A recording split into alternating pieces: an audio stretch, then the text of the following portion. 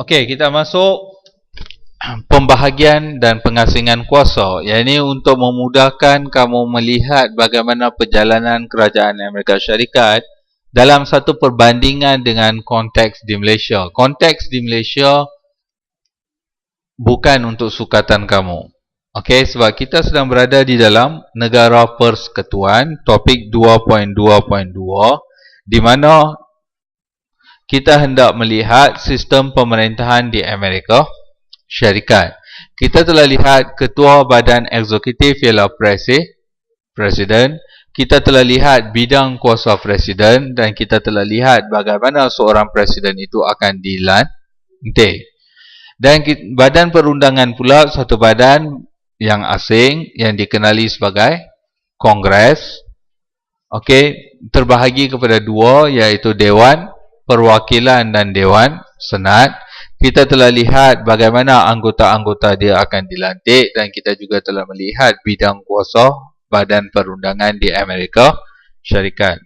Begitu juga dengan badan kehakiman, iaitu Mahkamah Agung, yang maklumatnya buat masa ini terlalu sedikit. Okey, kalau dapat kita update. Sekarang kita lihat dengan lebih jelas bagaimana sebuah negara itu berfungsi dalam sistem pemerintahan tersebut, sebab kamu dah faham asas-asas dia. Yang pertama, sebagai sebuah negara bangsa yang moden, mesti ada perlembagaan. Dan hari ini kebanyakan perlembagaan yang ada atau kebanyakan negara yang ada mengamalkan doktrin pengasingan kuasa, di mana ketiga-tiga badan pemerintah ini diasingkan dan akan diterajui oleh individu-individu yang berlainan, tak bertindih kuasa, dan ketiga-tiga badan ini mesti sama kuat supaya satu boleh menegur satu badan yang lain. Boleh faham? Pada hakikatnya, teori pengasingan kuasa ini bermaksud badan yang mengubal undang-undang, iaitu Kongres, menjalankan urusan mengubal undang-undang sahaja. Okey, dan tidak melibatkan diri dalam bidang kehakiman dan badan eksekutif. Boleh faham? Begitu juga dengan badan pemerintahan yang tidak boleh campur tangan dalam bidang badan kehakiman dan mengubal undang-undang. Boleh faham? Maksudnya, boleh tak hari ini mahkamah dia nak buat satu keputusan, badan eksekutif, contohnya presiden dia call, kamu buatlah keputusan macam ni, esok kamu duduk dalam penjara, boleh tak? Tak boleh. Mesti bebas dan mesti kuat. Okey? Tetapi di Malaysia, konsep atau teori ini tidak dijalankan secara tegas dan secara menyeluruh kerana badan pemerintahan juga kadang-kadang terlibat dalam kuasa mengubal undang-undang. Dan badan kehakiman ini dapat dilihat bila Perdana Menteri yang memberi nasihat kepada Yang di-Pertuan Agong siapa yang layak dilantik sebagai hakim setelah membincangkan dengan Ketua Hakim Negara. Dan Perdana Menteri sebagai ahli Dewan Rakyat juga membolehkan yang membentuk satu undang-undang bersama-sama menteri lain seperti yang dinyatakan oleh Ahmad Etori Hussein. Okey, yang ni semua tak ada kena-mengena. Kita lihat di Amerika. Di Amerika Syarikat, ini penting buat catatan. Teori pengasingan kuasa diterima sepenuhnya kerana perlembagaan negara itu jelas mengatakan badan pengubal undang-undang Kongres tidak menjalankan pemerintahan atau mempunyai kuasa kehakiman. Okey.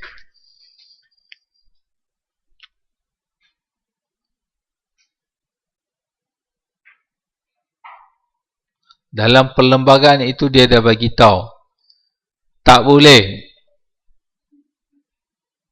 Kamu jangan buat undang-undang yang kamu boleh buat ada kuasa pemerintahan atau boleh menjalankan yang ni. Boleh faham? Sebab Kongres buat undang-undang, Kongres tu boleh buat, ahli-ahli Kongres boleh membantu Presiden Amerika Syarikat dalam menjalankan pentadbiran. Mereka boleh buat undang-undang tersebut, betul? Boleh buat, betul?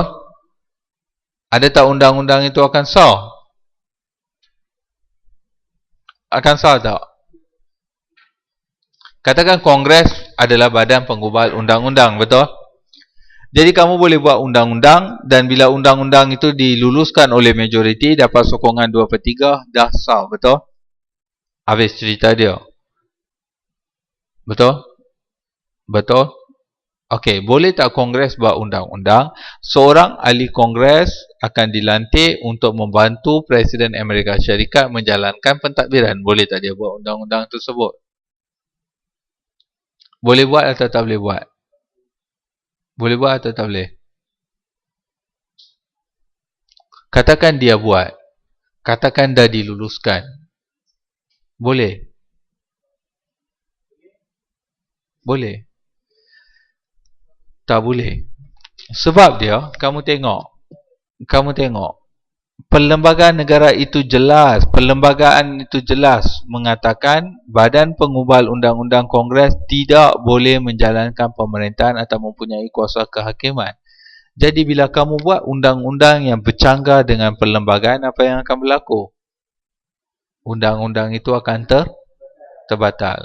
Mahkamah Agung akan panggil, batalkan. Betul? Habis. Boleh tak hari ini Perdana Menteri buat undang-undang pilihan raya 20 tahun sekali?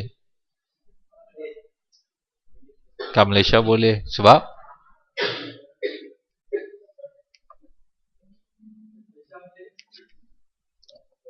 Sebab dia kat Malaysia bila undang-undang telah diluluskan atau perlembagaan itu telah digubal, dia dah jadi sah. Mahkamah pun tak boleh batalkan. Boleh faham? Sebab dah digubal. Tetapi kat US dah buat presiden kena luluskan. Presiden boleh guna kuasa veto, batalkan. Kedua, kalau presiden punya kuasa veto pun dibatalkan, mahkamah pula boleh batalkan. Okey? Kalau katakan mahkamah batalkan, Kongres tak nak ikut, apa yang akan berlaku? Mahkamah boleh mengarahkan ketua eksekutif tahan semua kongresmen masuk penjara. Betul? Betul? Sebab kuasa eksekutif, kuasa melaksa. Nah, kamu, mahkamah keluarkan arahan, kamu tak boleh hina mahkamah. Jadi ada tak yang akan berani buat? Tak boleh. Dia ada check and balance. Semuanya sama kuat. Okey?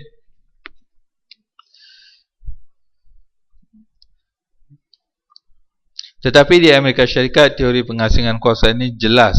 Jelas maksudnya Kongres, kamu tulis dalam badan perundangan nanti, Kongres tidak boleh terlibat dalam pemerintahan ataupun kuasa kehakiman. Tidak boleh mempunyai kuasa kehakiman. Dia boleh dakwa. Okey. Yang menjalankan kuasa pemerintahan ialah Presiden dan Badan Kehakiman boleh membatalkan suatu rang undang-undang yang dibentuk oleh Kongres apabila Badan Kehakiman mendapati ianya tidak sesuai untuk dilaksanakan. Okey. Ini di bawah bidang kuasa Badan Kehakiman. Catatlah. Iaitu Badan Kehakiman boleh membatalkan sesuatu rang undang-undang yang dibentuk oleh Kongres apabila Badan Kehakiman mendapati ianya tidak sesuai untuk dilaksanakan.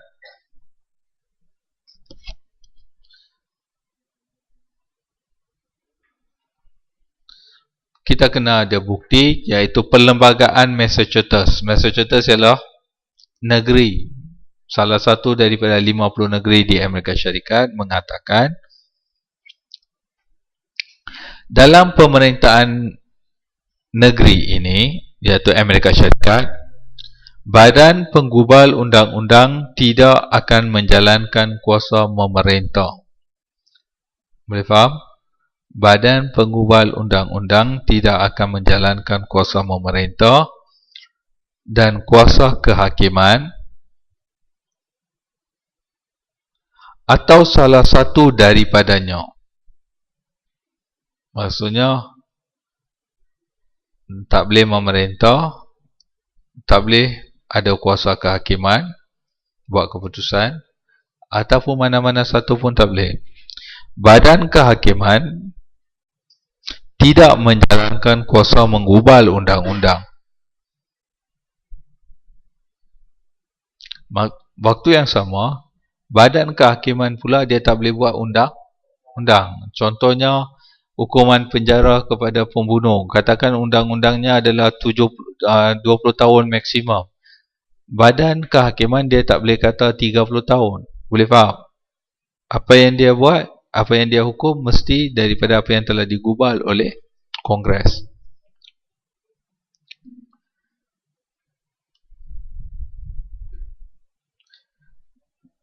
Dan kuasa memerintah atau salah satu daripadanya. Maksudnya badan kehakiman pula dia tak boleh ada kuasa menggubal undang-undang dan kuasa memerintah atau salah satu daripadanya. Dan ini ialah supaya terdapat pemerintahan secara undang-undang dan bukannya secara manusia. Ini adalah kerana terdapat pemerintahan secara undang-undang bukannya secara manusia. Nak faham secara lebih detail kamu kena tanya yang terlibat lah. Okay. Manusia ni lebih kepada emosi. Kalau dia penagih dada pun ada gadis-gadis simpati. Betul lah Syikir? Tak apalah saya bagi duit sebab dia kesian tengok dia, kamu bagi duit dia pergi isap dada. Betul? Ada kan? Ada pendatang tanpa izin, handsome, ada yang simpati bagi perlindungan. Dan ada pula yang sanggup kahwin dengan dia untuk memberi taraf kewarga negaraan. Betul. Ainon. Betul kot. Ainon sendiri dia bagi tahu. Okey. Jadi yang tu manusia, betul? Kalau ikut undang-undang tak ada emosi. Okey. Ini tugas kamu, kamu buat. Ini tugas dia, kamu buat. Tak ada konflik. Boleh faham? Tak ada konflik. Kongres yang meluluskan undang-undang tidak berdasarkan parti. Okey, ini kita masuk ke Kongres. Ini kerana Kongres adalah satu badan berasingan daripada institusi Presiden.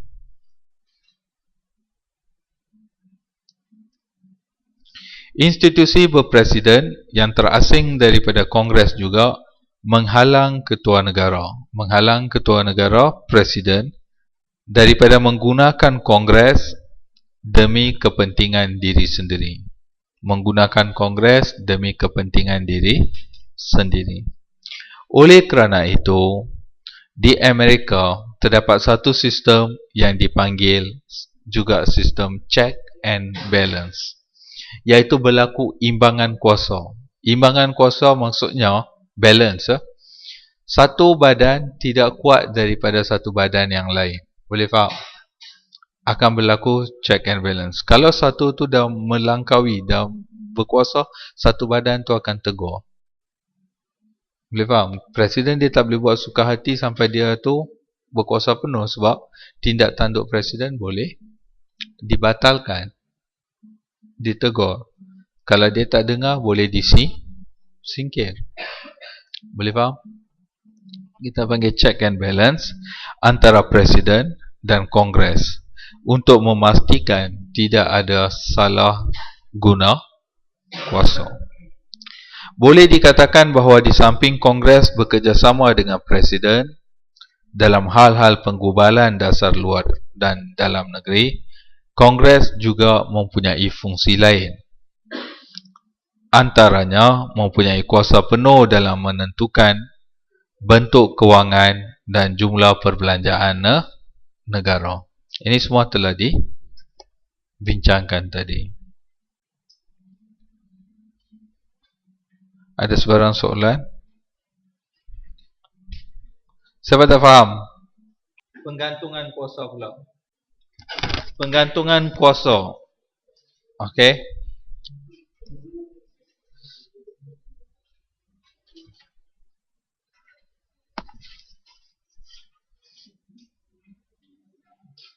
Kalau kat Malaysia, penggantungan kuasa ni sebenarnya tak pernah berlaku lah. Sebenarnya tak pernah berlaku. Iaitu sebab kita cuma, yang ni Perdana Menteri yang ke-6, betul? Okey. Tak ramai. Amerika Syarikat dah bermula tahun 1700. Okey. Perjalanan mereka banyak. Jadi penggantungan kuasa, so far, seorang Perdana Menteri yang pernah memegang dalam jawatan dilucutkan kat Malaysia tak pernah terjadi. Tetapi mengikut undang-undang, Dewan Rakyat boleh buat. Macam mana mereka boleh buat? Mereka tarik sokongan majoriti. Katakan Syamil, semua orang sokong. Tiba-tiba mereka tak suka. Bila dia dah hilang kuasa majoriti, automatik dia dah hilang kuasa menjadi Perdana Menteri. Yang ni yang berlaku di negeri Perak. Apabila dua orang adun tarik sokongan terhadap Datuk Nizar, Engineer Nizar, okey, automatik dia sudah hilang sokongan majoriti dan dia tak boleh jadi menteri besar. Boleh faham? Senang saja ceritanya. Yang merumitkan sekali lagi orang politik. Okey, PKR punya kerja dia buat padahal dia ambil duit ke tak ambil duit itu bukan isunya. Dah hilang majoriti, berundur sajalah. Boleh faham? Supaya tak wujudkan masalah politik, kekecohan politik untuk tempoh lama, supaya wujud kestabilan. Okey. Tapi di Amerika Syarikat dah, Agung tak boleh pecat Perdana Menteri. Kamu perlu ingat. Boleh faham? Mahkamah boleh pecat Perdana Menteri tak? Tak pernah berlaku. Dia lebih kepada Dewan Rakyat. Okey. Tapi Perdana Menteri bila dipenjarakan atau dikenakan hukuman penjara, automatik dah hilang kelayakan menjadi anggota Dewan dan automatik dia tak boleh jadi Perdana Menteri kalau ada berlaku kesalahan. Semua ni adalah dari satu aspek. Okey, di Amerika Syarikat, siapa yang boleh buat? Kongres. Okey, Kongres. Bagi negara Amerika, sistem pengantungan kuasanya adalah atas arahan Kongres. Dan ahli Kongres sesama ahli Kongres boleh melucutkan jawatan yang lain. Dalam cikgu dah terangkan tadi, betul? Dalam Kongres pun mereka boleh lucutkan. Mereka boleh lucutkan jawatan Presiden pun sendiri. Okey. Termasuk jawatan Presiden. Dengan syarat majoriti 2/3. Nanti waktu kamu tengok ada pilihan raya nanti, kamu akan tengok semua akan kata 2/3, 2/3, 2/3. Apa maksud kepentingan 2/3? Inilah. Majoriti muda tak boleh buat banyak benda. Majoriti 2/3. Hari ni parlimen kita, kerajaan 2/3 atau tidak? Itu pun tak tahu lah. Dah masuk form 6. Bagus. Sibuk buat benda-benda keceriaan merdeka lah, itulah, tetapi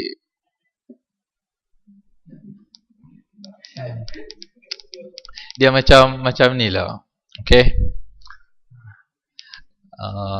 Cikgu bagi satu contoh yang sesuai. Merdeka untuk diri kamu ke atau untuk negara? Untuk negara. Macam kamu nak meraihkan hari jadi adik kamu lah contoh, tapi kamu tak kenal dia, setahun sekali pun kamu tak pernah tegur, tak pernah spend masa dengan dia, tapi hari jadinya kamu buat grand. Sebab apa? Kamu nak meraihkan untuk diri kamu. Boleh nampak? Macam tu. Kamu dah tak kenal sistem pemerintahan, tak kenal siapa menteri besar, ada berapa sultan pun tak kenal. Satu habuk pun tak tahu, tapi merdeka-merdeka kamu kata, jiwa merdeka jadi mat rempit. Merdeka adalah untuk negara, bukan untuk diri kamu. Kamu kena faham benda tersebut. Dan merdeka tak bukannya dalam bentuk keceriaan. Okay. Dia lebih kepada pengisian untuk generasi yang akan datang. Kedaulatan maksudnya. Apa tu maksud kedaulatan? Kedaulatan maksudnya, katakan kamu nak buat sesuatu. Kamu buat, tengoklah nanti apa yang berlaku. Kamu tak berani buat. Betul? Kedaulatan maksudnya pemerintah itu tanpa sebarang gangguan kuasa asing lain, dia boleh buat sebarang keputusan menentukan halah tuju kerajaan tersebut. Itu kita panggil kedaulatan. Sekali hilang kedaulatan, maksudnya dah hilang kemerdekaan. Biasanya perempuan-perempuan dia akan menganggap bila dah kahwin dah hilang kedaulatan, jadi mereka akan cuba menuntut cerai untuk mencapai kemerdekaan. Betul lah, Inon? Tak tahu. Okey.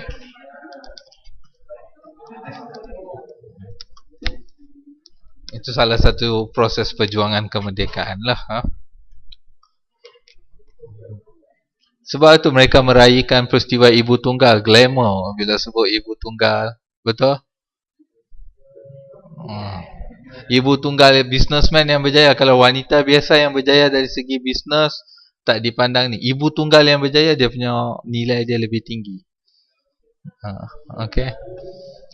Betul, Rohayu? Okey, kita teruskan.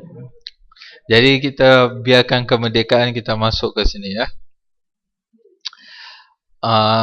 Ahmad Atori Hussein Kongres juga mempunyai kuasa untuk menyingkirkan ahli Kongres jika tindakan ahli Kongres itu kurang berdisiplin dan meragukan. Meragukan maksudnya rasuah ataupun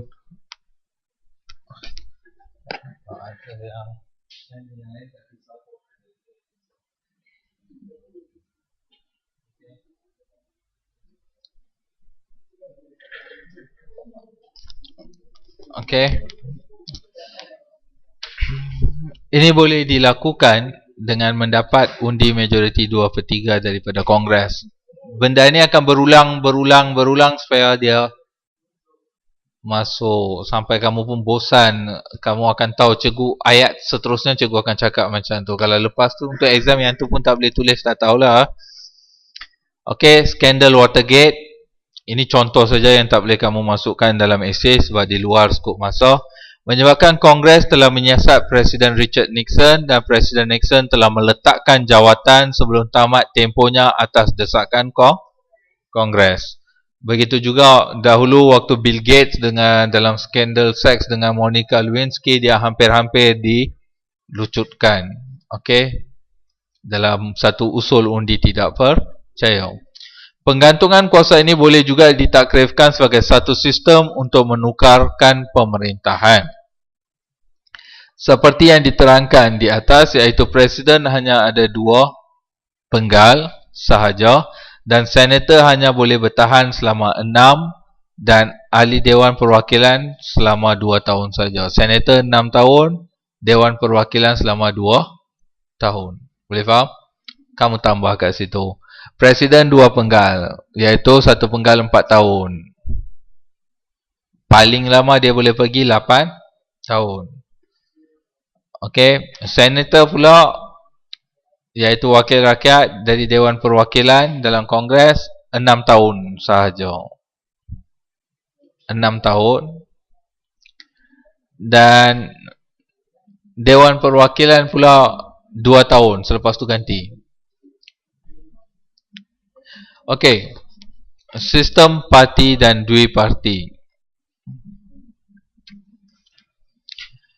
Di Malaysia, sebuah negara yang mengamalkan sistem yang diambil daripada Britain mengamalkan sistem parti politik yang pelbagai lah. Malaysia Ada banyak parti betul, MCA, MIC, UMNO, lagi apa dia, Perkasa, PAS, um, lagi apa dia, Parti Sosialis Malaysia lah, parti itulah, banyak sangat parti betul.